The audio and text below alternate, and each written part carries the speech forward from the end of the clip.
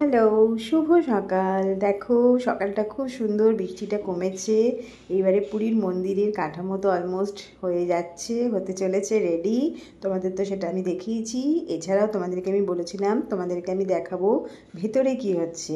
তো চলো আমরা দেখি মন্দিরের ভেতরে। দেখো কি নির্মল সুন্দর, পরিষ্কার বৃষ্টির জলে ভিজে, গাছগুলো তরতাজা। আর দেখো দেখো কি সুন্দরভাবে পতাকাটা উঠছে, দেখতে তো দারুণ লাগছে। এবার চলো চলো ভেতরে যাই, কি হচ্ছে দেখি। তোমরা যেহেতু জানো যে জগন্নাথ দেবের মূর্তির এখন পুজো হয় না, দেখো বিশাল বড় এই দুয়ার, এর ভেতরেই যে ঠাকুর নীলমাধব রূপে বসে আছেন তারই পুজো হয় এই স্নানযাত্রার পর থেকে রথযাত্রার আগে অবধি। দেখো সব পুরোহিতরা এসে হাজির। দেখো ওখানে পা ধুয়ে আসে, ওখানে জল অনবরত পড়তে থাকে।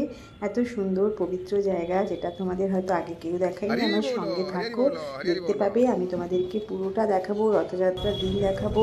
দেখেছো কি সুন্দর মাধব মূর্তি। দেখো এটা কিন্তু পুরো রূপোর, জানো। দেখো এখানে আরতি হচ্ছে, ঠাকুরের আরতি দেখা কিন্তু খুব ভাগ্যের ব্যাপার, জানো তো।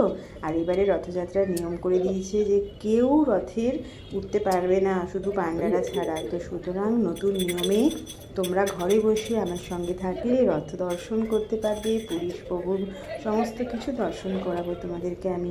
আমার তো ভীষণই ভালো লাগছে তোমাদের সঙ্গে এগুলো শেয়ার করতে পেরে। দেখো কিভাবে হাত কাঁপিয়ে কাঁপিয়ে আরতি হচ্ছে, দারুণ দৃশ্য। কাছে থেকে না দেখলে তোমরা বুঝতে পারবে না এত সুন্দর দৃশ্য। এবারে প্রত্যেক দিকেই ওনারা আরতি দেখান, কেন ভগবান তো চারিদিকেই রয়েছেন।